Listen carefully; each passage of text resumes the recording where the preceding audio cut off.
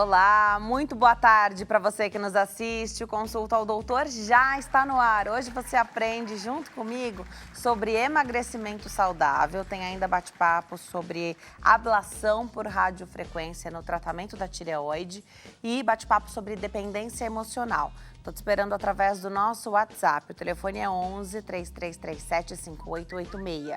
11 3337 5886.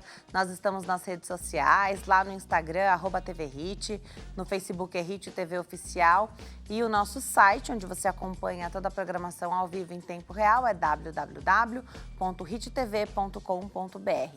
Eu também estou nas redes sociais, te espero no Instagram, @DeniseLuque, facebook.com/Denise Luque. Para começar o bate-papo de hoje, o tema é emagrecimento saudável. Nosso convidado é o Dr. Matheus Azevedo, médico nutrólogo. Doutor, obrigada por ter vindo. É sempre uma alegria te receber aqui. Eu que agradeço. Muito bom estar com vocês novamente. E vamos lá falar um pouco mais sobre isso. Para abrir o bate-papo, tem um VT que a nossa equipe preparou. Vamos ver. O emagrecimento saudável envolve perder peso de forma gradual e sustentável, adotando mudanças de estilo de vida saudável. Isso inclui seguir uma alimentação balanceada, praticar atividade física regularmente, controlar as porções, manter-se hidratado, garantir um sono adequado, gerenciar o estresse e fazer mudanças de hábitos a longo prazo. É essencial buscar orientação profissional antes de iniciar qualquer programa de emagrecimento, especialmente se houver condições médicas pré-existentes. Saiba mais agora no Consulta ao Doutor. E até para saber se tem alguma outra condição que vai impedir o uso de algum medicamento ou de alguma estratégia, alguma ferramenta para essa perda de peso, né? Se é alguém que já tem ali menos massa magra, as estratégias elas mudam. E que bom que tem um monte de estratégia possível de fazer, né, doutor? Com certeza. Hoje a gente tem uma gama, né, de estratégias, aí, uma gama de medicações. Você acabou de citar sobre as medicações para emagrecimento. Hoje a gente tem inúmeras medicações que podem ser utilizadas, mas, óbvio, cada pessoa é uma pessoa e a gente tem que respeitar essa individualização, né? Se a pessoa tem uma comorbidade, tem alguma doença ou não, como é que é o estilo de vida dessa pessoa, a quantidade de massa magra. E aí, daí sim a gente definir a melhor estratégia para o caso dela. Fica mais difícil o seu trabalho quando é alguém que já tentou emagrecer muitas vezes, já lançou mão sozinho mesmo, sem acompanhamento, de várias estratégias. Então, é como se fazendo isso sem acompanhamento, às vezes até com acompanhamento, né? A gente fosse minando o nosso metabolismo? Com certeza, né? Eu vejo que, na verdade, chega bastante esse tipo de paciente para mim. E o que eu enxergo muitas das vezes é que é um conjunto de fatores que acabam influenciando no tratamento em si, no decorrer do tratamento. As próprias experiências que essa pessoa já teve. Hoje a gente tem inúmeras dietas da moda que se encontra na internet, que minha tia fez, não sei quem fez, e suco de não sei o quê, chá de não sei mais o quê. E muitas das vezes isso vai piorando, porque a pessoa ela não criou uma educação na alimentação, ela não criou um hábito de praticar atividade física. Muitas das vezes ela tem uma desregulação metabólica, uma desregulação hormonal, que isso tem que ter um acompanhamento médico, um acompanhamento profissional ali para indicar o melhor tratamento para ela e que ela alcance o objetivo. Isso tanto para quem está mais longe do peso adequado, que está com obesidade em seus vários graus, ou para quem tem um sobrepeso e uma coisa que o emagrecimento daquilo que só incomoda esteticamente, que a gente sabe que não é só esteticamente, né? Sim. Então é tentando prevenir a doença que é a obesidade, né? É isso que você falou. A obesidade ela é uma doença. E ela é uma doença que ela não tem cura. A gente consegue entrar em uma remissão, ali podemos dizer.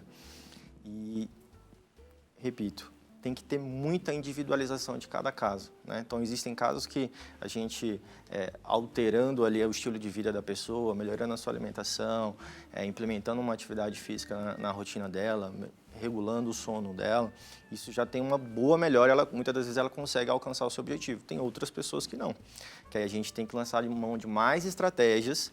E outro ponto muito importante, o emagrecimento ele nunca vai ser linear. Então, eles vão ter oscilações. Vão ter momentos que você vai ganhar peso, vão ter momentos que você vai perder mais peso, tem momentos que você vai estagnar, que é o que a gente chama de platô. E tudo isso tem que ser ter um acompanhamento, porque para cada momento tem uma estratégia certa para a gente seguir. Tá. Como é que você trabalha com os seus pacientes? Com que tipos de meta? E aqui eu posso dar exemplos de pessoas que estão muito fora do peso e que precisam emagrecer 30, 40 quilos. Não engordou do dia para a noite, não vai perder esse peso do dia para a noite. Às vezes são pessoas tentando perder essa quantidade de peso para fugir da cirurgia bariátrica. Com tanta ferramenta que tem hoje, sempre, né, dá para fazer uma tentativa ali. Sim. Queria que você comentasse um pouquinho com que tipo de meta você trabalha, tendo em vista que a gente já aprendeu aqui que um percentual pequeno de perda de peso, sim, 5, 7, 10% já vão trazer uma melhoria na qualidade de vida enorme da pessoa. Enorme. É mais ou menos essa porcentagem, entre 5 a 10% nos primeiros 3 meses. É uma meta que eu acho que é alcançável e é muito fácil de você... Não vou dizer fácil, fácil não é a palavra certa, que de forma alguma é fácil, Mas é uma meta real, né? É uma meta real de ser alcançada. Porque muitas das vezes também chega aquele tipo de pessoa com metas inalcançáveis em pouquíssimo tempo, né? Igual você falou, a pessoa passou a vida inteira para chegar até aquele peso e muitas das vezes quer perder tudo isso em 1, 2 meses. Isso não acontece. Então, acredito que uma meta de 5 a 10% do peso dela dentro de 3 meses é uma meta bem tranquila de alcançar. Legal. E esse acompanhamento vai ser feito de perto? Porque tem vários perfis de pessoas, né? Sim. Tem as que preferem ter esse acompanhamento de perto, se tem dúvidas que possam te submeter a isso, ou ao nutricionista, né? Sim. Então, será que isso aqui pode, não pode? Estou no mercado, não tem aquela opção. Pessoas que não querem errar nem nessas mínimas coisas. Sim. E tem outro grupo de pessoas que vai dizer assim, não, eu volto, você quer daqui a um mês? Então tá bom, vamos ver o que rolou daqui a um mês, né? Sim. Então, as pessoas são diferentes. Sim. Como que você trabalha? Eu trabalho de 2 formas, né? Eu prefiro um acompanhamento mais próximo, principalmente naquela pessoa que está num nível de obesidade maior, né? Então, tem uma dificuldade maior para que a gente comece a implementar as mudanças que devem ser feitas. Geralmente, eu faço isso com acompanhamento de 1 semana ou a cada 2 semanas. Legal. A gente vai se conhecendo, vai lá no consultório, a gente vai pesando, vendo a evolução, ver o que precisa ser mudado. Um ponto muito importante que eu gosto de trabalhar com uma equipe multidisciplinar, então tem uma nutricionista que trabalha comigo, tem um personal que trabalha comigo, então a gente trabalha em conjunto para alcançar o melhor resultado e sempre próximo ali. Ó. O que está acontecendo? Muitas vezes a pessoa seguiu até um certo ponto, mas a dieta está apertada demais, ou algum tipo de alimento ela não está conseguindo, ou é a atividade física, e a gente vai ajustando ali no decorrer do tratamento. Principalmente no tratamento da obesidade, às vezes é difícil para essa pessoa começar a fazer atividade física porque dói o joelho, sim, ela tem uma dificuldade até de mobilidade, sim, importante. O que dizer para essas pessoas? Como é que você trata isso? Às vezes a pessoa não está confortável nem de colocar aquela roupa para ir para academia, né? Ou para dar uma volta no quarteirão que seja, tem muito medo de se machucar, às vezes já tem situações ali difíceis, né? É por isso que eu te falo que eu gosto muito de trabalhar com uma equipe multidisciplinar, porque principalmente ali um educador físico, ele vai orientar o melhor exercício físico para aquela pessoa. Sempre dá para fazer, né? Então ele vai fazer uma avaliação com ela. Muitas das vezes, obviamente, a gente não vai solicitar que a pessoa inicie ali 5, 6 vezes na semana, não. Muitas vezes ela vai começar com 1 vez na semana, com uma caminhada leve. E isso a gente vai aumentando progressivamente. Então, com cada pessoa, a gente vai lançar uma estratégia diferente de alimentação, de atividade física, se precisa de parte de uma regulação hormonal, metabólica, tudo isso daí a gente vai individualizando. Legal. Dá para dizer que é possível fazer um emagrecimento saudável, porque isso é um mito que ronda aí o uso de medicamentos. Com o uso de medicamentos para emagrecer? Com certeza dá. É igual a gente citou. A obesidade ela é uma doença, e é uma doença que traz várias outras doenças junto com ela. Para hipertensão, você precisa tomar uma medicação, para diabetes, você precisa tomar uma medicação, mas existe esse estigma relacionado à obesidade. E, óbvio, também é muito importante a gente frisar que a medicação para a obesidade, para o emagrecimento, ela não é uma solução milagrosa. Você vai tomar ali, você vai emagrecer e pronto, acabou.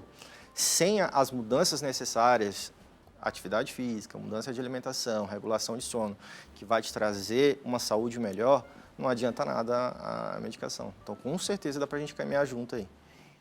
Esse é um erro bem comum, até do jeito de falar sobre os remédios, né?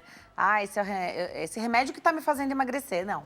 Sim. Ele é uma ferramenta que está te ajudando na mudança de algum comportamento, porque tem vários remédios com mecanismos de ação totalmente diferentes e cada um tem sua indicação, que aí você vai conseguir emagrecer. O mérito é sempre do paciente, né? E aí existe um desmerecimento, não por parte do médico, ainda que existam algumas linhas ali de tratamento e médico que prefere a não utilização dos remédios. Mas eu também enxergo, se eu enxergo a obesidade como doença, a gente costuma usar remédio para tratar a doença, né?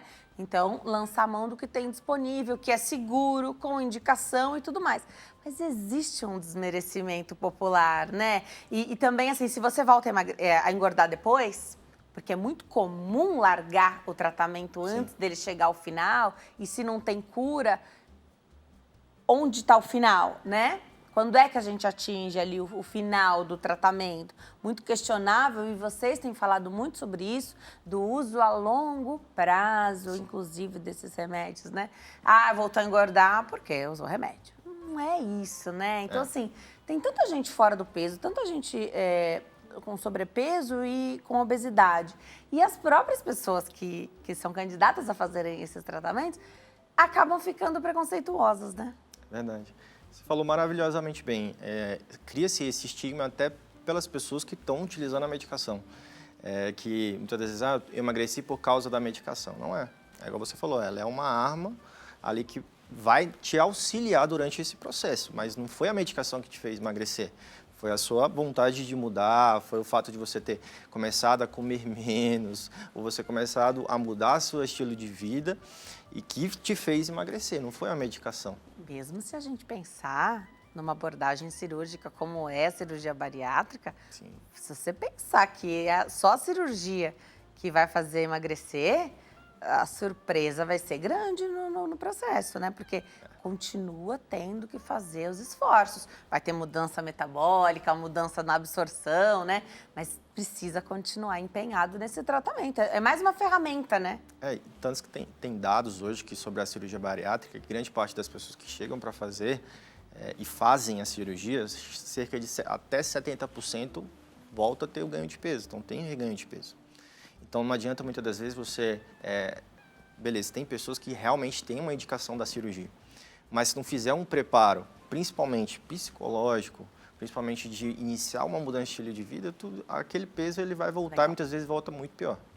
Tem um início aí que eu acho legal a gente tocar nesse assunto, que é sobre o peso da balança. O quanto isso reflete ou não o sucesso do tratamento que vai ser desenvolvido, porque tem uma expectativa muito grande. De homens também, mas eu acho que principalmente das mulheres, de um número que se espera que apareça ali, né? Bastante. E eu gosto de frisar isso muito nas minhas consultas. Assim, eu falei, esquece peso, tá? Esquece peso nesse momento. Porque muitas das vezes o peso ele vai enganar ali durante esse processo, porque muitas vezes você pode estar, no momento que você começa a implementar uma atividade física, uma musculação que seja, você vai começar a ganhar massa magra, você vai começar a ganhar músculo. E músculo ele pesa mais do que gordura. Muitas vezes a balança ela não vai se movimentar tanto, mas você está perdendo gordura, está ganhando músculo. Visualmente você consegue ver a diferença, Exato. Mas não no peso da balança, é Exato. isso? Eu vejo que afeta mais a parte psicológica do que o tratamento em si, né? Porque a pessoa fica muito presa a números ali. Eu quero voltar aquele peso de 10, 15, 20 anos atrás. Acho que no outro bate-papo a gente falou sobre isso. Às vezes esse peso não é mais possível de ser Exato. atingido de maneira saudável, Sim. né? Porque a gente está vivendo cada vez mais, o nosso corpo vai mudando. Depois de gestação, a composição corporal muda. Tudo muda. Talvez não seja viável. O corpo pode ficar tão bonito ou até mais do que antes, mas o peso pode não entregar aquilo que você esperava, né? É verdade, com certeza. Não adianta você achar que você vai voltar para aquele mesmo peso de 15, 20 anos atrás. Pode ser que não, né? Geralmente não vai. E tudo bem. E tudo bem. E você pode estar... Você chegar a um certo nível de peso ali, que você vai estar super saudável, muitas vezes vai estar melhor do que você estava naquele período. Que aí mudou, né? Mudou o estilo de vida, tá fazendo atividade física, você consegue ter até um corpo melhor, com mais saúde, que é mais importante do que a questão estética. mas o número não vai entregar. E aí, que tipo de exames a gente pode lançar mão, então, para saber o que realmente importa? Se o peso não é o mais importante, quais são os exames que vão entregar ali o que realmente importa no processo? Eu gosto de fazer bastante a bioimpedância, né? Que a bioimpedância é um exame de composição corporal, onde a gente vai avaliar a quantidade de gordura, a quantidade de músculo, a quantidade de água. Ele também nos indica a taxa metabólica da pessoa, o quanto que o corpo dela está gastando ali durante o dia. Então vai ver como é que está a composição, onde tem mais gordura, na parte abdominal, é a parte dos braços, é a parte das pernas. Então nos ajuda bastante nos direcionar qual que é o melhor tratamento para ela. E aí tem os exames laboratoriais, exames de imagem, que aí exames de laboratoriais geralmente a gente costuma pedir alguns vários aí. Imagino, vocês pedem, o pessoal que vai fazer o exame lá fala, meu Deus, vou ficar sem sangue, calma, tá tudo bem, tá tudo certo, né? Tá tudo sob controle ali, mas são vários exames, já aproveita, né? Porque tá fazendo ali já tá tirando o sangue ali, já faz todos os exames que precisa. E esses exames vão trazer um reflexo, ainda que não tive um progresso muito bom. Sim. Mesmo, não ganhei tanto músculo, perdi só um pouco de gordura. Por incrível que pareça, esse reflexo nos exames, ele vai vir, né? Vai. Hoje a gente tem alguns marcadores inflamatórios. A gente tem que entender o seguinte, a gordura, no momento que a gente está com sobrepeso, obesidade, a gordura ela é altamente inflamatória no nosso corpo, no nosso organismo. Então ela inflama o nosso organismo. E tem alguns marcadores inflamatórios que, em maioria dos casos, eles vão estar alterados, vão estar aumentados. PCR é um deles, VHS é um deles, fibrinogênio é um deles, homocisteína também, são marcadores inflamatórios que a gente nos direciona muitas das vezes para um tratamento também. Perfil lipídico, para ver o colesterol total, HDL, LDL, ele sempre dá uma mudança, principalmente no momento que a pessoa está perdendo gordura, está melhorando a sua qualidade de vida. Parte metabólica, pensando em glicose, insulina, hemoglobina glicada, ele vai melhorar também, a parte hormonal. Então tem uma série de exames laboratoriais que vão melhorar a partir do momento que você começa a mudar seu estilo de vida. Hoje fala-se muito em resistência insulínica e do que se chama pré-diabetes. Você falou da hemoglobina glicada, tem um número ali, né? Até um número tá tudo bem, depois de um número você entra num limbo ali que é bem limítrofe entre o que é normal e o que é diabetes já.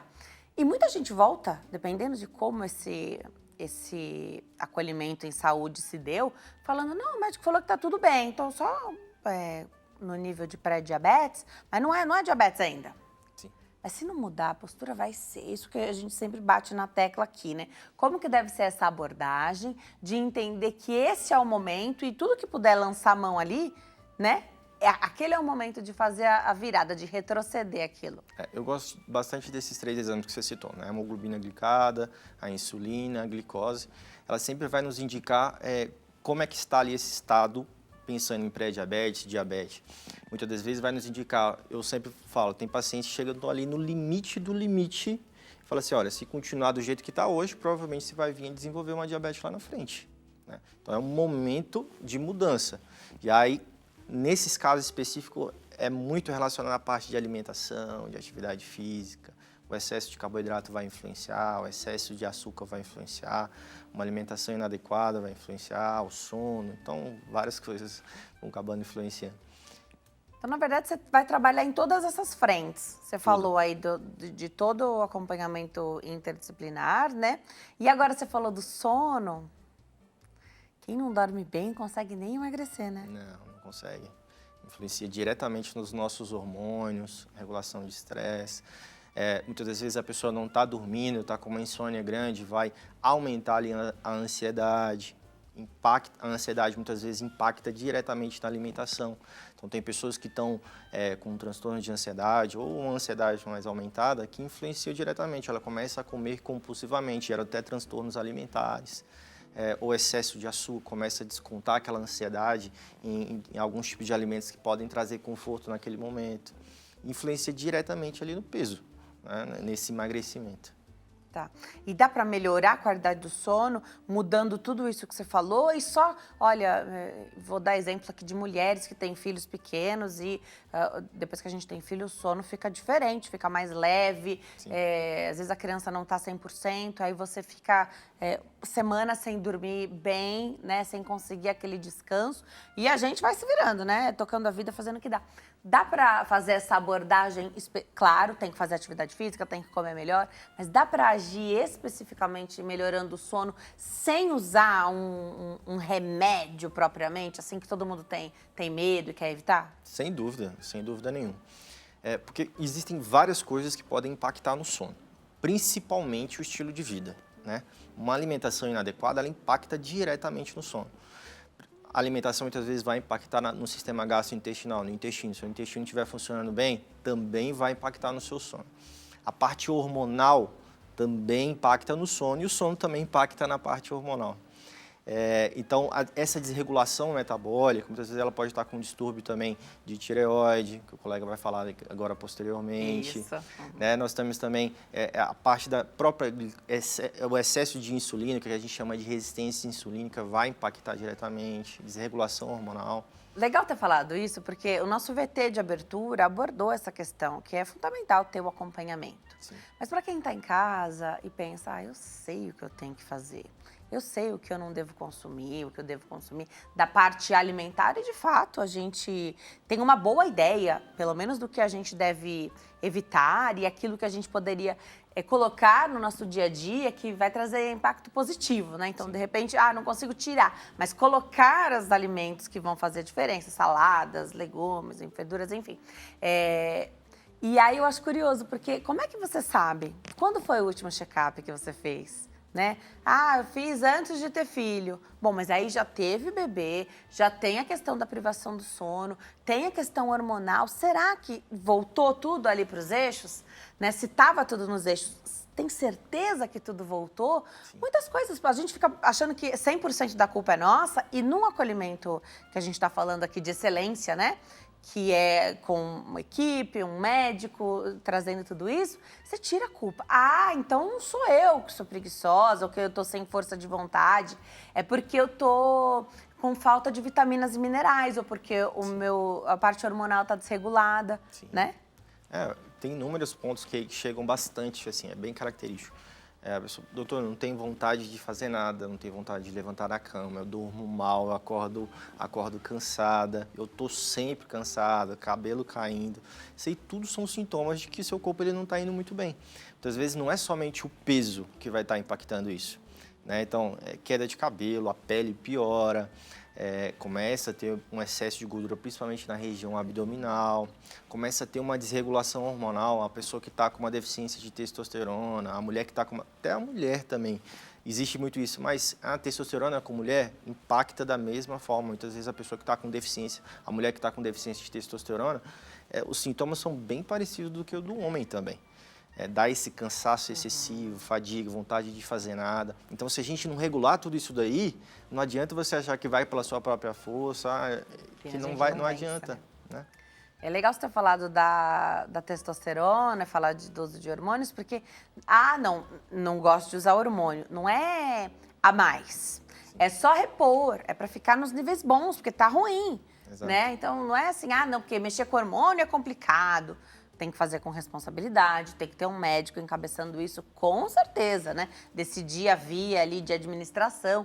Mas nós não estamos falando de tomar o hormônio, é repor o que está faltando. E essa abordagem é diferente. Exato, é uma reposição, né? A gente não está pensando, não estamos falando aqui de um excesso de hormônio. É uma reposição que vai te voltar, vai fazer voltar a pessoa ter uma qualidade de vida que ela tinha anteriormente. Muito legal. Bom, tem papo aqui para mais de mês, né? Porque se fosse fácil, a população não estava adoecida com sobrepeso e obesidade. As estratégias, as possibilidades são muitas e não é tudo igual para todo mundo. Sim. Por isso que a gente precisa desse apoio E vocês, nutrólogos e endócrinos, vocês estão muito atualizados sobre isso. Inclusive para tirar essa culpa dos ombros de quem busca os profissionais, né? Sim. Eu não consigo, fracassei. Não é, tem tanta alternativa. Às vezes aquela não foi a que você já fez, aquelas todas, não importa. Não foram as melhores para você. E tem tanta coisa nova surgindo, né? Abordagem diferente, até mesmo as entrevistas, né? Quando a gente chega para uma consulta, a gente é verdadeiramente entrevistado, né? Essa entrevista mais positiva, isso também traz Bastante. né, que a gente fica mais querendo fazer, né? Então, agrega muito. Vou deixar o Instagram do doutor e ele volta. Você volta, né? Com certeza. Tá convidado. @Dr. Matheus Azevedo, @Dr. Matheus Azevedo lá no Instagram. Tem também o WhatsApp, que é 11 9 1221 2629. 11 9 1221 2629. Doutor, obrigada por ter vindo. Volte sempre. Muito obrigado. É sempre ótimo estar com vocês aqui. Prazerzão. A gente vai para o intervalo. No próximo bloco, ablação por radiofrequência no tratamento da tireoide é o nosso tema. Tô te esperando. Até já.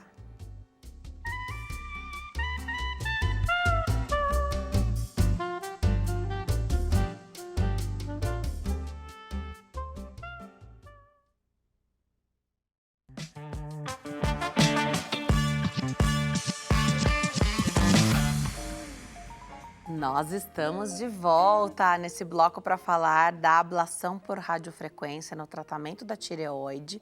Aproveita a oportunidade para tirar suas dúvidas através do nosso WhatsApp. O telefone é 11 3337 5886 para responder as nossas questões. Eu tenho o prazer de receber o Dr. Erivelto Volpi, especialista em cabeça e pescoço. Doutor, que alegria de receber aqui. Obrigada por ter vindo. Prazer grande estar aqui, Denise. Como a gente estava comentando, tenho várias pacientes que te acompanham, aquelas te mandaram um beijo. Eu estou muito contente de estar aqui. Muito obrigado pelo convite. Eu recebo esse beijo, o prazer é nosso. E eu vou mandar, então, um beijo para as pacientes do doutor que acompanham. E aí, quando ele postou, elas se manifestaram, né, que acompanham aqui o consulta. Obrigada, viu? Um beijão para vocês. Eu falo, a gente aprende aqui, a gente aprende junto, né? Então, as entrevistas têm um valor, assim, muito grande. A gente também conta com a participação do público sempre para a gente esclarecer. Porque quando a gente não está enfrentando a situação, às vezes a gente não se interessa, sabe pouco sobre. Mas a informação, quando a gente leva como bagagem na nossa vida, né? Como conhecimento, a gente consegue ajudar pessoas de formas que a gente nem pode imaginar. De tão enriquecedor que pode ser, né? E aí, falar de tireoide é sempre uma questão bastante pedida aqui na Consulta ao Doutor.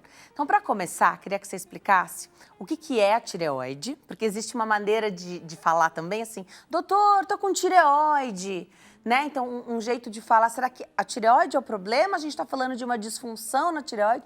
Explica pra gente. E parece que ela é muito importante, né? Então, qual é a responsabilidade dessa glândula? Então, a tireoide é uma glândula endócrina, quer dizer, ela produz os hormônios. E os hormônios da tireoide são os únicos hormônios do nosso corpo que atuam em todas as células do nosso organismo. Então, os hormônios da tireoide, eles atuam desde das células das unhas até as células do cérebro. A gente precisa dos hormônios da tireoide para viver bem, porque o hormônio tiroidiano é o que promove a entrada de energia dentro da célula. Então, é o hormônio do metabolismo, é o hormônio que gerencia o nosso metabolismo. Então, a tireoide, ela é a glândula do metabolismo, ela é a gerente do nosso metabolismo. E aí a gente tem, basicamente, duas disfunções da tireoide. A gente tem a disfunção da tireoide que funciona muito, que é o hipertiroidismo, ou seja, quando há um excesso de produção de hormônio pela tireoide, e você tem quando a tireoide funciona pouco, que ela produz hormônios abaixo do que o nosso organismo precisa. Então é o famoso hipotiroidismo, que é a doença mais comum da tireoide. E todo mundo tem tireoide, né? Todo mundo. Tireoide é um órgão como o pâncreas, como o baço, como o fígado. Só não tem tireoide quem operou e tirou a tireoide. Legal. E para falar de tratamentos minimamente invasivos, a gente está falando de que questão? Porque é muito comum num check-up que se peça, não? Então o médico faz ali, dá uma checadinha, faz a palpação. E é muito comum nos dias de hoje, onde a gente tem um acesso mais facilitado, né? Os de sangue referentes à tireoide a gente sempre faz. E havendo alguma questão, alguma necessidade, ou nem sei se precisa ter a necessidade, pede-se ultrassom com Doppler colorido, que a doutora vai explicar aqui o que é o Doppler, da tireoide, né? E aí que muitas vezes vem a surpresa, porque o resultado do exame, o exame vem no nosso nome, né? Aí a gente abre o exame e às vezes a gente não sabe o que fazer com aquela informação e fica sem dormir. E aí, doutor? Então, isso hoje em dia no mundo é uma coisa muito comum, porque o ultrassom de tireoide, ele é um ultrassom feito com muita frequência. Então, como você mesmo disse, né, vai fazer um check-up, ou, sei lá, está com uma dor na garganta, ou vai fazer alguma avaliação, e é muito comum hoje se solicitar ultrassom de tireoide. E os aparelhos de ultrassom hoje, eles são muito sensíveis, eles são muito específicos, então eles conseguem detectar nódulos com muita facilidade, mesmo nódulos pequenos. O que a gente precisa entender, e isso é muito importante, que a imensa maioria dos nódulos de tireoide são nódulos benignos, são nódulos inocentes e a maioria deles nunca vai precisar de tratamento. Porque o aparecimento dos nódulos de tireoide, eles vão aumentando conforme a idade.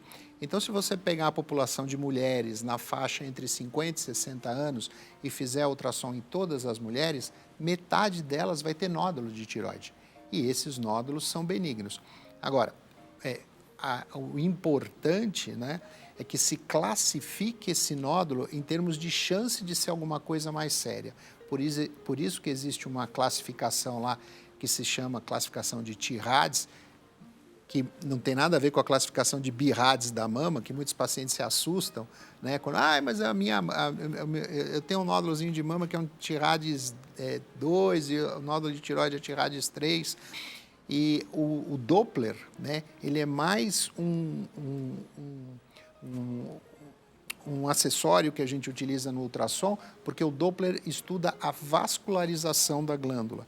E a vascularização do nódulo pode ser um sinal indireto de uma chance maior ou menor desse nódulo ser algo que mereça uma investigação mais detalhada. Legal. Então é diferente a classificação, porque a gente está muito acostumado com a classificação das mamas, né? Que é BIRADS, porque mama em inglês é breast, né? Então é o B, BIRADS. E da tireoide é TIRADS, né? TIRADS. Legal. Então, que classificação é essa? Todo exame, todo ultrassom da tireoide vai trazer a classificação? Todo ultrassom com nódulo. Então, quando não tem nódulo, a gente classifica isso como TIRADS 1, que não tem nada. E aí nós temos o que nós chamamos de estratificação de risco. Então, existem algumas características no ultrassom da tireoide que eles nos chamam mais atenção. Então, a classificação de TIRADS vai de 1 a 6. Quanto maior a classificação, com mais cuidado a gente tem que olhar aquele nódulo. É importante que se diga também que existe aquele exame da agulhadinha, da picadinha, que é a famosa punção, que a gente não pode fazer punção em todo mundo, não precisa fazer punção em todo mundo. Porque às vezes a pessoa recebe ali o exame, tem algum nódulo, mas que o especialista avaliou e que aquilo está tranquilo, vai continuar a vida normal, não precisa fazer nada, a paciente fica ansiosa, ela quer fazer. Mas aí não é para todo mundo esse exame também. Saber, né? Imagina, vocês estão muito acostumados com isso. No caso de haver um nódulo para se acompanhar, algo que chame um pouco mais de atenção, mas vai acompanhar, é de quanto em quanto tempo? E essa punção, então, ela vai avaliar só aquele que é mais sugestivo ou propenso a ser um problema maior? Já que está lá, você vai fazer, se tiver mais de um nódulo? Então, essa pergunta também é muito boa, né? Porque às vezes o paciente chega no consultório e fala assim, puxa, mas eu tinha 3 nódulos e só foi puncionado um nódulo. Então, a gente vê ali, né, o radiologista, o médico que faz o ultrassom, quando ele está fazendo o ultrassom, ele classifica, então, de acordo com essa classificação de TIRADS, e aí a gente leva em conta outros fatores, porque a gente sempre diz que a avaliação dos nódulos de tireoide, ela deve ser individualizada, né? Então, por exemplo, um nódulo de 1 centímetro numa paciente do sexo feminino jovem, mulher de 30 anos, a imensa maioria desses nódulos, eles não são perigosos. Agora, você tem um nódulo de 1 centímetro num homem com 60 anos de idade, aí você vai olhar de uma maneira diferente. Por quê? Porque o nódulo de tireoide, ele é muito mais frequente na mulher, muito mais frequente na mulher. E o nódulo de tireoide, quando aparece no homem, a gente sempre olha com um pouco mais de atenção. Então, se você tem esses dois pacientes, talvez nessa paciente de 30 anos do sexo feminino você não peça a punção, e talvez nesse paciente de 30 anos do sexo, de 60 anos do sexo masculino você peça a punção. Legal. E quando é que precisa fazer um tratamento minimamente invasivo, que aqui a gente traz como tema para falar, que é a ablação por radiofrequência, né? Quando é que precisa fazer uma ablação? Em que casos? Então, a ablação por radiofrequência, ela é um tratamento bastante novo no país. Ela começou a ser feita no Brasil em 2018. E a ablação, ela é uma alternativa à cirurgia. Porque o que acontece? Muitos pacientes, eles têm nódulos que vão crescendo ao longo dos anos e são nódulos benignos.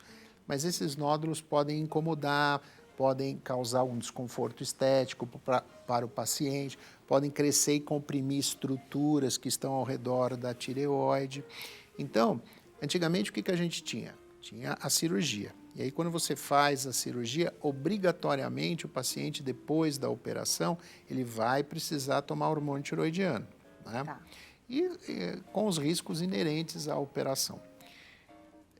Então, foi desenvolvida esta técnica, que é a ablação por radiofrequência, onde ao invés de você tirar a tireoide para tratar o nódulo, você destrói o nódulo através de calor. Então, você insere um eletrodo dentro do nódulo, esse eletrodo parece uma agulha, né, e você vai ali, pedacinho por pedacinho do nódulo, você vai destruindo, você vai cauterizando, você vai queimando esse nódulo. E aí, esse nódulo, ele morre no momento em que nós fazemos a ablação. E depois, com o tempo, ele vai sendo absorvido pelo organismo. Então, sofre um processo de necrose, essa necrose se transforma num coágulo e o organismo absorve esse coágulo. Ou seja, você faz um tratamento com anestesia local, sem internação, sem corte e preserva a função da tireoide. Legal. Então, para isso precisa estar com a função da tireoide preservada para fazer e precisa se tratar de algo benigno. Então, hoje em dia, com o desenvolvimento da ablação, a gente consegue tratar a imensa maioria dos nódulos benignos e tumores malignos iniciais pequenos, a gente também está tratando com bastante sucesso. Então, está conseguindo evitar a cirurgia para câncer de tireoide para tumores iniciais, para tumores pequenininhos em muitos pacientes. Imagino que você vai precisar de um acompanhamento de perto para esse que já tinha, para todos, né? Mas acho que especialmente para quem sabidamente era um câncer de tireoide em estágio inicial, mas quando se fala até das abordagens mais conservadoras, fala-se muito de recidivas, né? Então, como é essa história? Como fica essa questão? E como que você seleciona esse candidato? Porque também precisa saber lidar com essa ansiedade, né? Sim, perfeito isso, é isso mesmo. Quando a gente oferece um tratamento para o paciente, a gente tem que basear essa oferta em relação ao tratamento padrão, né? Então, vamos falar do câncer de tireoide. Até 2014, 2015, o tratamento estándar do câncer de tireoide era a tiroidectomia total. Então, todo paciente, não importava qual tipo de câncer que ele tinha, não importava a situação, ia lá e retirava toda a tireoide. A partir de 2015, 2016, os trabalhos científicos começaram a mostrar que, para muitas situações, não precisava tirar toda a tireoide. A gente conseguia dar o mesmo resultado de uma tiroidectomia total com uma cirurgia parcial para determinadas situações, para tumores iniciais. E mais recentemente, os trabalhos científicos têm demonstrado que, para situações mais específicas ainda, você consegue oferecer a mesma chance de cura com o tratamento convencional, com a cirurgia, fazendo a ablação por radiofrequência. Então, a gente, como você falou muito bem, a gente precisa ter o nódulo ideal e o paciente ideal. porque, como eu disse, quando a gente faz a ablação, a gente mata o nódulo no momento da ablação, mas o nódulo não desaparece no momento da ablação. Então, o paciente precisa estar muito consciente disso e saber que esse nódulo foi morto, foi destruído, e ele aos pouquinhos vai ser absorvido. Esse processo de absorção, ele pode levar até 1 ano. E o paciente precisa fazer acompanhamentos normalmente a cada 3 meses para avaliar a redução do nódulo. Tá joia. Legal porque em pouco tempo, né? Como tantas coisas mudaram em relação ao tratamento das questões da tireoide em pouco tempo. Então, você contou que 10 anos atrás a conduta padrão ouro era uma única e hoje tem possibilidades. E é difícil quando, às vezes, em família, né? Então, 2 pessoas vão passar pelo tratamento. Uma fez isso há 10 anos, mais de 10 anos atrás, vai falar que fez de um jeito e que, olha, eu fiz desse jeito e deu tudo certo. Aí, a relação médico-paciente tem que estar assim, perfeita, em sintonia, harmonia, você tem que confiar, porque senão você acaba querendo fazer cirurgias maiores que de repente não tinha necessidade de passar, né? É bem interessante isso que você está dizendo, porque o paradigma, o mesmo paradigma que aconteceu quando começou a se fazer a quadrantectomia para câncer de mama. Perfeito, né? perfeito. Eu era recém-formado quando se começou a propor para os pacientes, olha, você tem um câncer de mama, mas na sua situação, você não precisa tirar toda a mama. Hoje, você consegue tirar só uma parte. E eu lembro muito bem que os pacientes tinham muito medo de retirar apenas uma parte da mama. Eu quero tirar toda a mama, tal. Com o tempo, né? Isso foi se mostrando para a população que era eficaz, que funcionava, e hoje é ao contrário, né? Puxa, mas não dá para fazer só uma quadrantectomia? Então é a mesma coisa que a gente está atravessando hoje na tireoide, né? Existe muita resistência mesmo para cirurgias parciais e para esses tratamentos minimamente invasivos. Mas seguramente, né, com o tempo, com os resultados que estão se demonstrando aí nos estudos mundiais, esse tratamento vai ganhar cada vez mais força. Isso é inevitável. Vou trazer uma pergunta aqui que pode parecer muito clichê, mas eu acho tão importante a gente saber disso, assim, da boca do especialista, né? O que está acontecendo? Por que a gente está tendo mais problema na tireoide? Foi só a parte diagnóstica que melhorou e o nosso acesso está mais amplo, então é possível fazer mais diagnósticos? Ou, de fato, alguma coisa, ou no ambiente, ou na alimentação, no nosso comportamento mudou, que a gente está prejudicando, mesmo sem querer, essa glândula? Essa pergunta ela é excelente, porque não sei se você sabe que o câncer de tireoide ele é o câncer que mais cresce no mundo. Né? Hoje em dia, há um aumento muito grande da incidência de câncer de tireoide. Hoje, nas mulheres, por exemplo, o câncer de tireoide é o 5º câncer mais comum. Se estima que até 2030 ele vai ser o 3º câncer mais comum nas mulheres. E esse é um fenômeno mundial também, é importante que se diga. E o câncer de tireoide tem algumas características, né?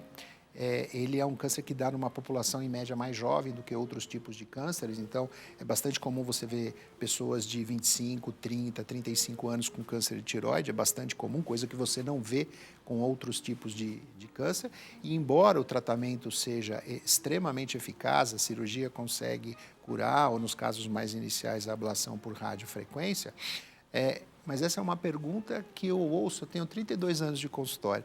Eu escuto essa pergunta pelo menos umas 2 vezes por semana, faz 32 anos. Se pesquisa muito, né, o que está acontecendo. E hoje existe um consenso muito forte que existe que são os disruptores endócrinos. Então, o que seriam os disruptores endócrinos? Seriam substâncias que a gente tem contato no nosso dia a dia, né, e que o contato com essas substâncias ao longo do tempo parece que está influenciando no desenvolvimento de nódulos de tireoide. Então, agentes poluentes, substâncias que a gente tem na água, alguns produtos que nós temos no nosso dia a dia, alguns aerosóis, uma série de substâncias são estudadas hoje e parece que essas substâncias, o contato do paciente com essa substância ao longo dos anos ajuda no desenvolvimento de nódulos de tireoide. Muito legal, né? E que bom que a gente tem esse acesso para fazer o ultrassom. É claro que pelo SUS sempre tudo muito mais complicado, mas é possível fazer. E é um exame não invasivo, né? Então, só que ele é operador dependente, né? E ele também, não só do material humano, mas também da máquina. Você falou que evoluiu muito. Aí imagino que máquinas mais modernas vão facilitar o trabalho, né? É exatamente isso, é operador dependente, perfeita essa sua colocação. Ele depende muito, o ultrassom, ele depende muito da mão de quem faz o exame. E outra coisa que é bastante comum, seguramente isso já aconteceu com várias pessoas que têm nódulos de tireoide, falam assim, puxa, o outro ultrassom que eu fiz era um TIRADS 3, agora é um TIRADS 4 e depois a outra vez era um TIRADS 3, porque depende muito da interpretação do médico quando ele faz o exame. Então, isso varia muito mesmo. Mas o ultrassom, ele é, como você disse muito bem, ele é um exame não invasivo, ele é um exame simples de ser feito, pode ser repetido quantas vezes for necessário.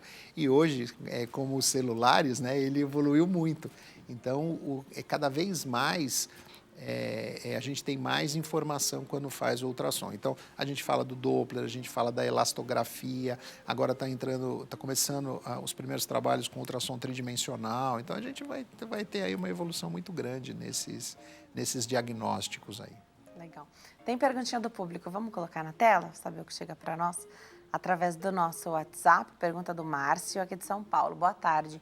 Tenho 65 anos, faz 2 anos que descobri nódulos na minha tireoide. Faço exame a cada 6 meses e o tamanho tem ficado o mesmo. Tenho que fazer exames mais detalhados? Obrigado. Obrigada, Márcio. Obrigado pela pergunta. É bem interessante, isso é uma coisa bastante comum do dia a dia, né? Muito provavelmente não, né? Porque os seus nódulos eles estão estáveis, né? E provavelmente, pelo que você está dizendo aí, a sua classificação, né? Aquela classificação TIRADS que a gente falou, provavelmente também não mudou. O seu médico, ele enxerga que não há necessidade de fazer mais nada a não ser o controle ultrassonográfico, que é uma coisa bastante comum. Eu tenho pacientes no meu consultório que estão há 20 anos comigo, vêm uma vez por ano, faz o ultrassom, está estável e não tem o que fazer mesmo. Então, além de fazer a cirurgia, porque essa especialidade é uma especialidade cirúrgica, né? Cirurgião de cabeça e pescoço, você também faz a parte clínica. Sim. É possível fazer a parte clínica? A gente acaba fazendo um acompanhamento de muitos pacientes no consultório que nos procuram porque tem nódulos, porque associado a esses nódulos tem disfunções, ou às vezes fizeram cirurgia e estão com dificuldade de estabelecer os níveis de hormônios, né, com a reposição hormonal. Então, a gente acaba fazendo essa parte clínica também, é inevitável. Porque eu falei da relação médico-paciente, isso aí é o mais importante de tudo, né? Então, você tem a confiança naquele profissional, mesmo que você já tenha resolvido ali, se for uma questão cirúrgica, é possível seguir fazendo esse acompanhamento. Então, é muito legal. E lembrar que tireoide é só uma questão que está envolvida aqui em cirurgia de cabeça e pescoço, né? Tem um universo todo. Pensa, é uma região pequena, tem muita coisa, né? Tem muita coisa, né? A gente fala de tireoide, que é o mais comum mesmo na prática clínica, né? No nosso dia a dia da especialidade, é o mais comum, mas tem glândulas salivares, né?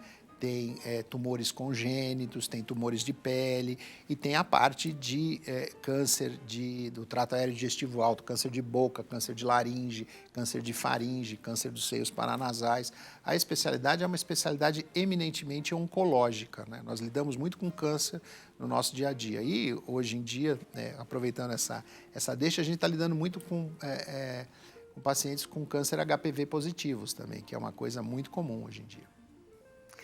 É sempre bom saber quem procurar, é o cirurgião de cabeça e pescoço. Agora, doutor, para caminhar para o final desse bate-papo, você falou que a ablação por radiofrequência não tem há tanto tempo, é uma coisa mais recente, né? Então, eu estou imaginando que não é todo lugar que tem, pensar em Brasil, o Brasil é muito grande, e também não é todo profissional que faz, é isso? É isso, a gente começou a fazer a ablação. A ablação por radiofrequência ela é feita há mais de 20 anos na Ásia, né? Ela foi desenvolvida na Coreia do Sul. E aí nós começamos a ter contato com esse tipo de procedimento em 2015 e em 2018 nós fomos fazer a nossa qualificação, nosso treinamento lá em Seul, na Coreia do Sul, né? Fomos eu e o Dr. Antônio, o médico radiologista que trabalhamos juntos, e nós fomos lá para a Coreia do Sul, outros médicos foram também, e nós começamos a fazer esse grupo de médicos, nós começamos a fazer no início de 2018. E com a nossa prática, com os nossos resultados, né, nós começamos também a treinar médicos do Brasil, né? Então nós oferecemos curso de treinamento em ablação para radiofrequência para médicos aqui no Brasil, já treinamos mais de 100 médicos, mas 100 médicos no Brasil para o tamanho da população é muito pouco, né? Então, temos muita gente para treinar. Tem sempre muito trabalho pela frente, mas acho que também estar aqui, doutor, falar sobre isso é muito importante, porque saber quais são as possibilidades, né? De repente, um tratamento que foi proposto, será que não tinha uma outra... Questionar, né? Bom, eu sou jornalista, eu acho que como paciente eu questionaria, sempre quero saber, será que esse é o melhor mesmo? Ou será que a gente só está sem as ferramentas aqui agora? Porque... a gente pode ir atrás das ferramentas, né? Então, ter o conhecimento, eu acho que é uma chave que abre portas.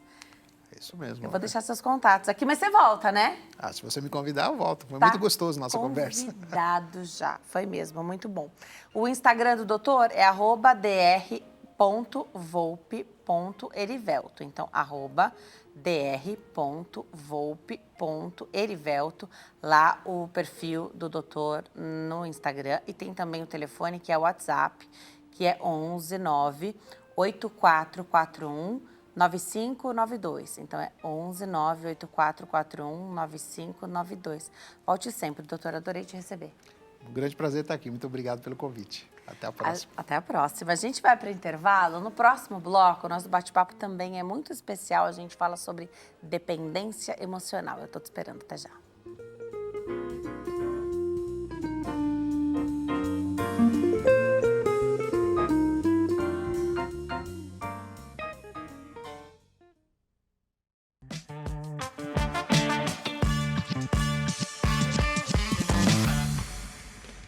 Nós estamos de volta nesse bloco para falar de dependência emocional.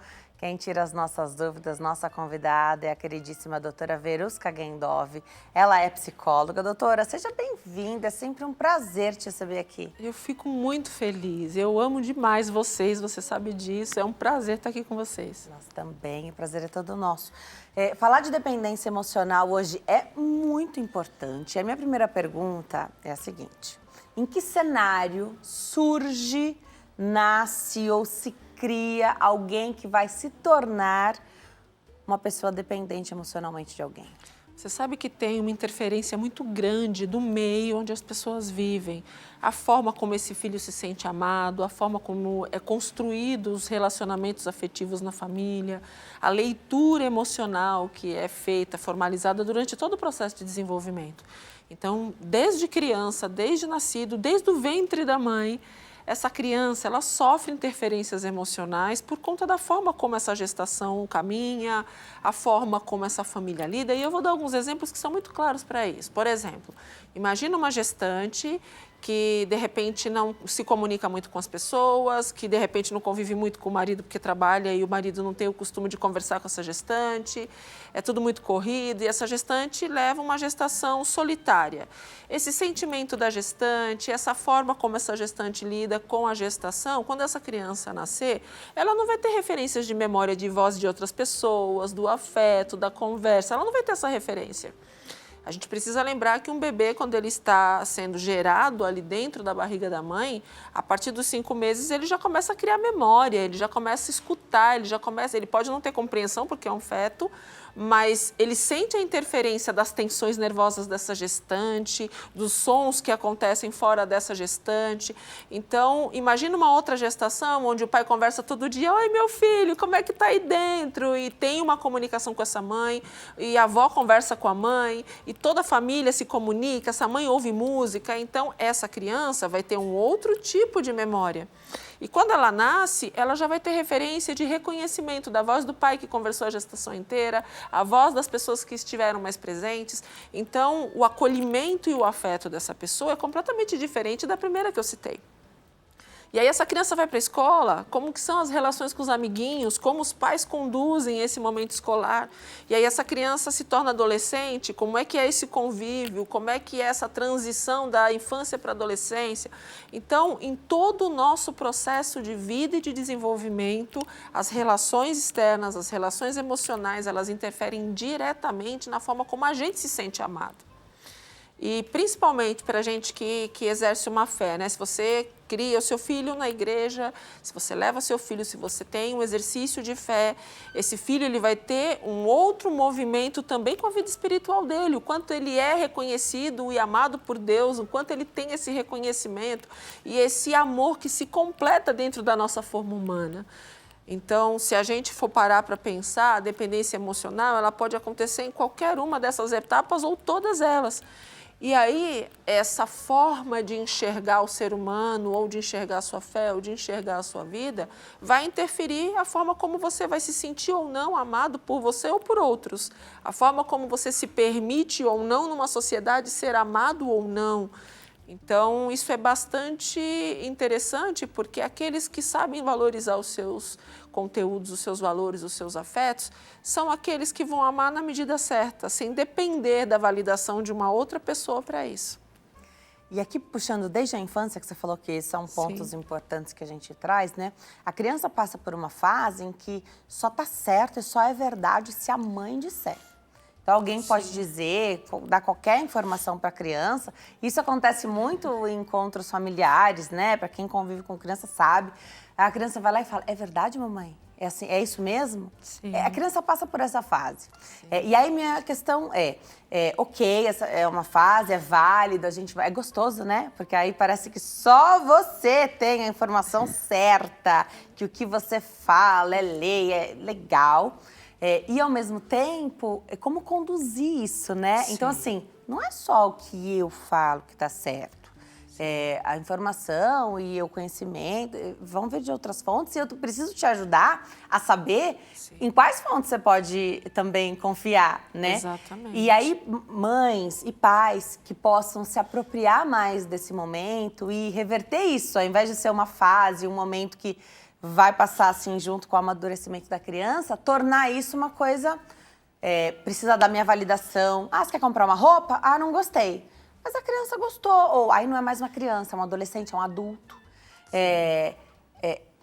Precisam caminhar com as próprias pernas. E claro, né, a gente não está falando de uma roupa aqui que de repente não cabe naquele evento para o qual você está comprando aquela vestimenta. Não. A gente está falando dos gostos que podem se apresentar. Se você gosta mais de uma cor ou de outra, de um modelo a outro, né? Que essa criança, esse adolescente vai ser um adulto. Primeiro é um adulto jovem, depois, né? 30, 40, 50 anos. Imagina, precisando submeter tudo a alguém, primeiro são os pais. E depois essas figuras vão sendo substituídas por outras pessoas que trazem a forma do amor. Que a dependência emocional vem muito aqui no relacionamento amoroso, né? Sim. Mas começa lá atrás, né? Começa, e é tão interessante essa sua pergunta, porque se a gente pensar um pouco, os pais, eles são a referência do filho. O filho, ele vai crescer e vai ter como referência aqueles que convivem, ensinam e que ajudam a uma construção. O que acontece? A gente a cada dia tem percebido e tem tido muitos estudos nesse sentido de que existem limites que precisam ser respeitados no perfil, na personalidade, no estilo de cada criança. E que os pais, às vezes, na tentativa de proteger, e aí vai um recado para você que está em casa, tem que tomar muito cuidado, porque às vezes esse sufocamento emocional está desprotegendo. Se você está ensinando seu filho que a sua palavra, só a sua palavra tem validação, sem uma construção, vai chegar uma hora que uma outra pessoa vai convencê-lo de que a validação tem que ser dessa outra pessoa. E aí você perde completamente o domínio sobre o seu filho. Então, na educação, o ideal é que exista sempre uma construção. Olha, filho, para o meu olhar, isso não está legal, mas por que você vê que isso é legal? Vamos construir juntos. Olha, eu vejo isso, eu vejo aquilo, eu mostro os pontos bons, os negativos, e eu vou construindo uma concepção. Às vezes, uma criança, ela tem um olhar diferente. Eu atendi um tempo atrás uma família inteira de corintianos. E o bebê, quando ele nasceu, o quarto inteiro, Denise, foi decorado com o time do Corinthians, com todos os símbolos do Corinthians e tudo, porque a família inteira mesmo, pai, mãe, avós, tios, todo mundo corintiano. Só que quando essa criança, ela completou 3 anos e começou ali a ter interações na escola, ela resolveu que ela não queria ser corintiana, ela queria ser palmeirense. Imagina a situação de conflito que aconteceu ali, a ponto da família ir para o consultório e dizer que, olha, essa criança tem algum problema. Ele não está conseguindo, com 3 anos, entender que ele não pode ser desse time. E ali você tem toda uma construção, mas espera aí, ele está construindo uma concepção, ele está tentando ver algo que é diferente, porque ele já vê o mesmo, o que é igual aqui. Justamente isso pode ser que esteja chamando a atenção. Pode, exatamente, porque se todo mundo é igual e eu tenho uma personalidade, um perfil que eu gosto de ser diferente, então eu vou buscar o diferente. Então, que tal deixar essa criança livre para escolher? E vai chegar um momento que pode ser que ela veja que não é nem isso. Mas ela precisa construir diferente. E foi tão interessante que, com o tempo, essa criança foi crescendo e ela percebeu que ela não queria mais ser palmeirense por ela mesma. E ela acabou achando graça na forma como o Corinthians jogava, na forma... E hoje ela é corintiana por escolha e não por imposição. Então, se a gente quer que a criança tenha liberdade de escolha, de crescimento, ela tem que ser explicada o porquê que eu tenho essa atitude, por que a gente pensa dessa forma. E como você pensa? Ah, mas é muito criança, mas a criança também tem seu jeitinho de pensar e de ser. Ela tem uma personalidade, então entender. Tem crianças, por exemplo, meninas, muito pequenas, mamãe, eu não gosto dessa cor, eu gosto de outra cor. Mas a mamãe gosta desse, mas a mamãe fica linda nesse, mas eu não gosto desse. Então, a criança ela vai sendo construída e a forma como a gente conduz vai fortalecer essa criança. Se os pais souberem conseguir equacionar ali aquele processo, mostrando as opções, olha, essas opções aqui, ó, dessas, qual você escolhe? Eu não vou dar todas as opções. Filha, por que essa opção não é bacana? Por isso, por isso, por isso, por isso, por isso. Explica, não é só não, é não por isso, por isso, por isso, por isso. Agora, você tem direito de escolher dentre esse aqui, ó, qual você quer. Porque tem coisas que não vão caber dentro de um perfil familiar.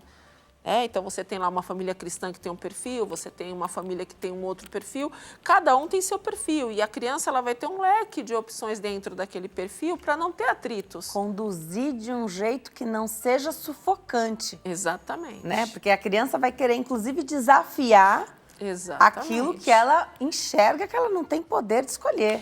E é muito difícil, Denise, quando existe uma restrição, por exemplo, a uma criança... para os 2 avós, para todos os tios, para o pai e para a mãe, para todos os lados. Imagina a quantidade de pessoas que tentam interferir no processo de desenvolvimento e de educação dessa criança. É muito difícil, principalmente para filhos únicos, porque parece que tem uma expectativa gigante em cima dessa criança e isso impacta no desenvolvimento dela. Então, o quanto com calma a gente pode administrar isso de uma forma muito melhor. O grande pesadelo, quando a gente fala desse tema que é dependência emocional, é quando isso sai dessa esfera, dessa primeira infância, da família ali, pai, mãe, filhos, e parte para a questão dos relacionamentos amorosos, onde a pessoa não consegue identificar o desinteresse da outra, situações ali, que até de tipos de agressão, né, que seja psicológica, enfim, em outras esferas onde é possível esconder mais, né? Sim. Onde socialmente isso não fica visível. E aí tudo aquilo parece amor, significa amor. Para quem também, a gente não gosta de usar essa palavra vítima, mas também está adoecida de algum jeito por aceitar aquela condição, né? Queria que você explicasse um pouquinho sobre isso. Muito se fala, mas é um vazio. Muito se fala do vazio. A gente tentar preencher, através dos relacionamentos, um vazio. E aí pai e mãe, às vezes, se questionam, enxergando essa situação. Mas o que aconteceu, né? Pode não ter sido uma falha nesse processo.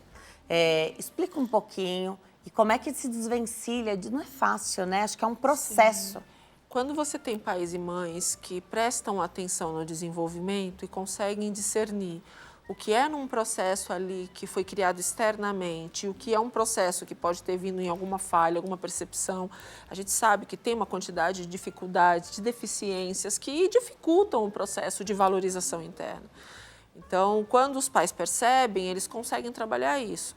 Mas nós temos duas questões aqui que são muito claras. O que é você ter um convívio com o pai e com a mãe que te validam e te ensinam a valorizar o que você é e o que você representa.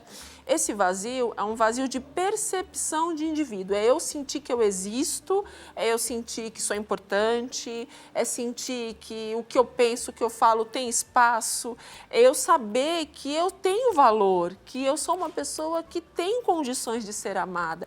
Independente, se eu sou amado ali pelos pais, pela família, sou amado ali pela escola, pelos professores, sou amado conforme eu vou me desenvolvendo, eu vou sendo amado por onde eu vou passando. E que vai ter gente também que não vai gostar de mim, e isso não vai diminuir o meu valor. Agora, tem aquele que nasce com alguma dificuldade, alguma deficiência, que tem uma dificuldade de perceber o amor. Por exemplo, se você pega um quadro de transtorno borderline, por exemplo, por uma questão de deficiência emocional, mental, essa pessoa não tem percepção do quanto ela é amada. Então, por mais que a pessoa mostre, demonstre, eu amo você, eu faço de tudo, eu te dou um ramo de flores todos os dias, mas você não me ama o suficiente, porque eu não me sinto amado. Eu tenho uma deficiência que me impede perceber o quanto eu sou amado. Então, uma pessoa com esse quadro, por exemplo, acaba fazendo muita chantagem familiar, porque a pessoa não se sente amada, então ela exagera, ela externaliza isso e a família fica em desespero, tentando aumentar o afeto ainda mais, para que aquela pessoa sinta, ao invés de pensar, opa, peraí, tem algo errado, não é normal. Se a gente tem feito tudo isso e a gente sente esse amor que a gente diz para você, então você é que precisa de ajuda, porque tem algo errado com você, você não tem condições de perceber esse amor. Então, tudo isso tem que ser averiguado, às vezes tem problemas de saúde que impedem essa percepção, às vezes tem condições de saúde que impedem, então tudo isso tem que ser averiguado, mas o mais importante é que existe sim um espaço de percepção e eu preciso ser ensinado a me amar, preciso ser ensinado durante todo o meu processo de infância e adolescência que existe uma inteligência emocional nesse processo e que você tem valor. E que você é importante, olha para cima, você tem valor, eu valorizo você, Deus valoriza você, sua família te ama, não importa o que os outros digam. Agora, não estamos aqui para agradar todo mundo, vai ter gente que não vai gostar de você, mas você sempre vai ser muito mais amado do que não amado. E há uma tendência do ser humano de Sim. valorizar mais a falta, Sim. né? Então sempre nos falta alguma coisa. Mas aí cada um, né? A pessoa vive tão bem, acho que para ela não falta nada, falta. Para Sim. todo mundo sempre falta.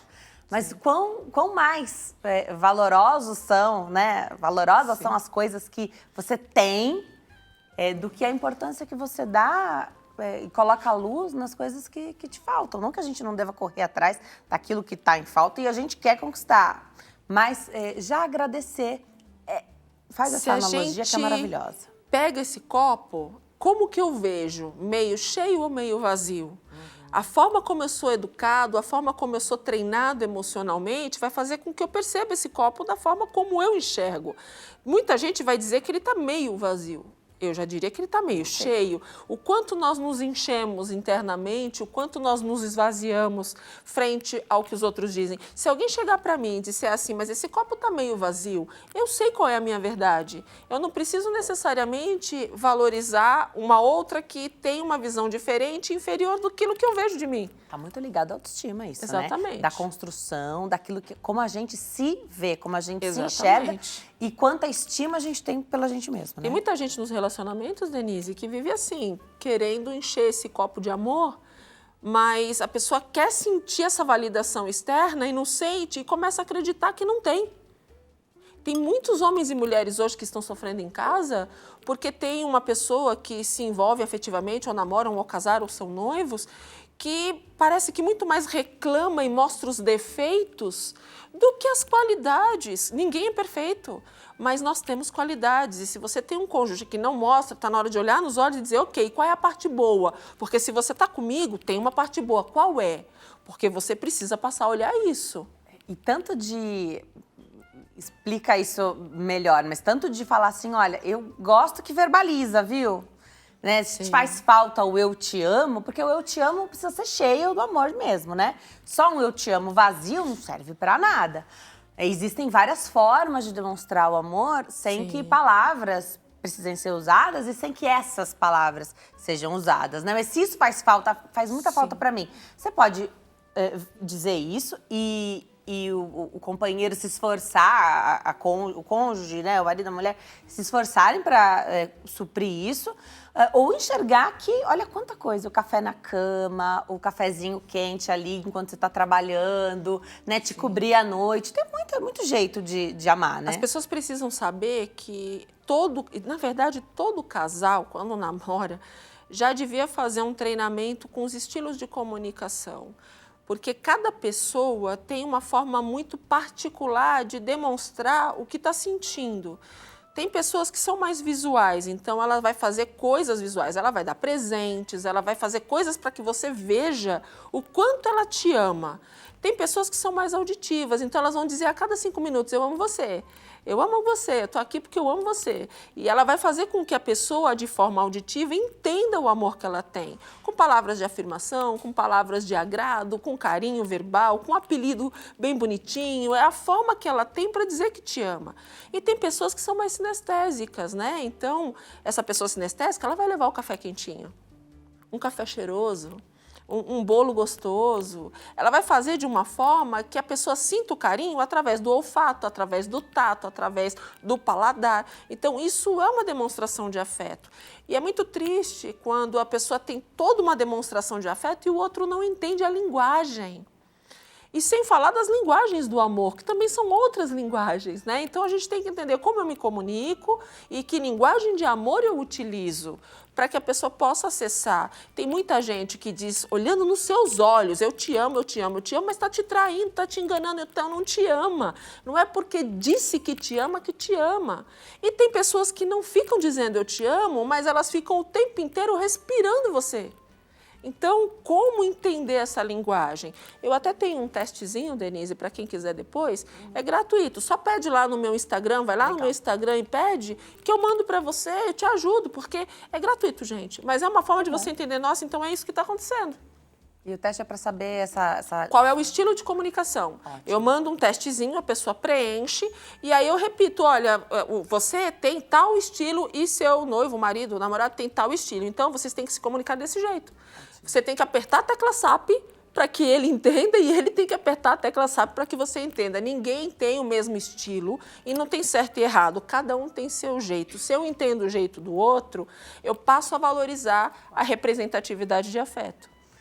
Buscar auxílio, os profissionais da saúde mental, os psicólogos estão aí. Hoje a própria doutora Verusca tem plataforma aí de auxílio, de ajuda, a custo mais baixo, para que você possa também ser beneficiado com esse serviço, né? Poder fazer sua terapia. A terapia é para todo mundo, né? Então, você encontrando, conseguindo nomear e elencar um problema ou não, a terapia vai te ajudar com certeza. Eu vou deixar seu contato, posso? Claro, com no YouTube, prazer. Doutora Verusca. Tem vários vídeos da doutora lá. Doutora Verusca. E o telefone e o WhatsApp é 11 98249 0073. 11 98249 0073. Agora é a hora que você vai lá no Instagram da doutora, vai lá na rede social também e pede para ela esse teste que ela vai te mandar. Entra lá, pede que eu faço questão de te mandar. E agora no final do mês, no dia 24, eu vou fazer questão também. A gente tem um treinamento emocional muito bom para quem tem problemas com dependência emocional. É gratuito. Não vou vender nada depois, porque tem gente que faz isso, né? Faz algo gratuito. Não, gente, não é pegadinha, não quero vender nada depois. É que tem sido muito difícil, Denise, ver a necessidade das pessoas. Então, se a gente pode doar um pouquinho e ajudar, não custa, né? Então, é um treinamento num sábado, período da manhã, é virtual para qualquer parte do Brasil e vai ajudar você, com certeza, a entender melhor como você funciona. Adoro te entrevistar. E eu fico muito feliz de estar aqui. Muito obrigada. Obrigada. Obrigada a você que escolheu nos acompanhar. Fique com Deus e a gente se vê. Tchau.